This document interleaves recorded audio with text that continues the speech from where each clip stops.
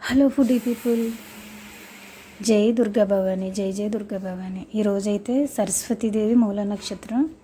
నేనైతే అటుకుల పాయసం చేశానండి ఇవాళ బెల్లంతోనే. ఇవాళ అయితే దర్శనానికి వెళ్ళాము. అసలు చాలా అంటే చాలా టైం పట్టింది, ఇంక చెప్పడానికి అయితే లేదు. 2ంటికి వెళ్తే మాకు 12ంటికి దర్శనం అయింది. తెల్లారగట్ల 2ంటికి వెళ్తే మధ్యాహ్నం 12 గంటలకు దర్శనం అయింది. అదే 12 లోపు అమ్మవారికి నైవేద్యం పెట్టే ముందు ఇంక దర్శనం అయ్యింది. అంత క్రౌడ్ ఉంది. 3 రోజులు కూడా అలాగే ఉంటుంది.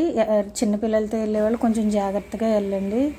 అంటే అంత ఫెసిలిటీ అంతా బాగానే ఉంది, కానీ కొంచెం చిన్నపిల్లలతో వెళ్ళేవాళ్ళు మట్టుకు కొంచెం చూసుకుని వెళ్ళండి. ఈ 3 రోజులు కొంచెం క్రౌడ్గానే ఉంటుంది.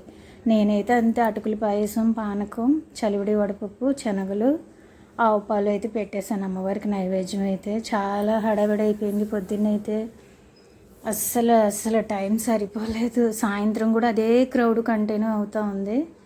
రాత్రి కూడా అలాగే అవుతుంది. రేపు ఎల్లుండి ఇంక దసరా వరకు అలాగే ఉంటుంది.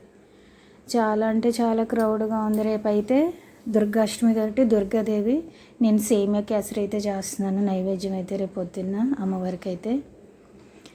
ఓకే, వీడియో నచ్చినట్టయితే లైక్ చేయండి, షేర్ చేయండి, సబ్స్క్రైబ్ చేసుకోండి, కామెంట్ చేయండి. జై దుర్గా భవాని. ఒకసారి అయితే ఇలా అటుకుల పాయసం అయితే చేయండి. సరస్వతీదేవికి ఎంతో ఇష్టమైన అటుకుల పాయసం. మా చిన్నప్పుడు స్కూల్లో కూడా అందరి ఇళ్ళకి తీసుకెళ్తే అటుకులుని శనగపప్పు బెల్లం ఇచ్చేవాళ్ళు స్కూల్ పిల్లలందరికీ.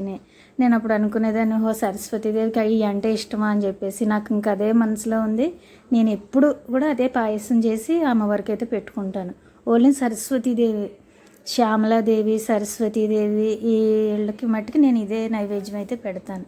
ఇది తెల్లారగట్ల తీసిన వీడియో అండి. చాలా క్రౌడ్ ఉంది, చాలా అంటే చాలా క్రౌడ్ ఉంది. వచ్చేటప్పుడు తీద్దాం అనుకున్నాం కానీ ఇంకా అటు రాలేదు. నేను బస్సు వేరే రూట్ మార్చేశారు. జై దుర్గా భవాని. Okay, bye.